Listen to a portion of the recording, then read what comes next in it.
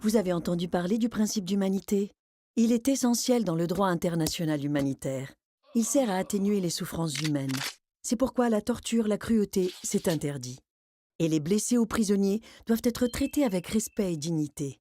Même en pleine guerre, on doit préserver notre humanité et protéger ceux qui ne peuvent plus se défendre. Alors, dans la vidéo d'aujourd'hui, je voulais discuter un petit peu avec vous d'une autre forme de violence d'État. C'est la non-application du droit humanitaire international. Donc, vous avez pu voir en fait dans l'extrait de la Croix-Rouge qu'il y a quand même ce principe d'humanité que les États, dont la France, doivent respecter. Ça sort pas de nulle part, ça sort en fait de la Convention de Genève de 1949, dont l'article 1 stipule que tous les États doivent respecter cette convention en toutes circonstances. Donc en toutes circonstances, ça veut dire même en cas de guerre réelle, que ce soit au sein du territoire national ou dans des pays alliés de la France.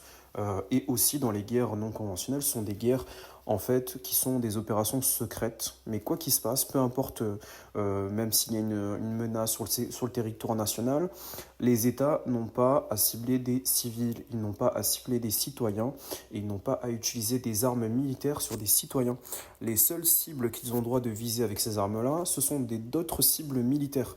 Donc il ne faut pas se laisser bluffer en fait par les institutions et il faut savoir que la France elle a été notamment rappelée à l'ordre par la Commission nationale consultative des droits de l'homme, ce qui n'est pas rien. Donc la France a quand même cette obligation de tout faire pour empêcher l'impunité et l'injustice et la violation du coup de ce droit-là sur son sol et à l'étranger. Ça ne se limite pas que à la France. Donc il est bien demandé à ces États-là de rechercher, poursuivre, condamner ou extrader les auteurs présumés d'infractions graves dont les crimes de guerre et les crimes contre l'humanité. Donc ce n'est pas uniquement pour les criminels classiques. Il y a d'autres formes de violence qui sont inhérentes au pays, comme les injustices qui sont faites auprès des citoyens et les violences d'État, les bavures policières, etc.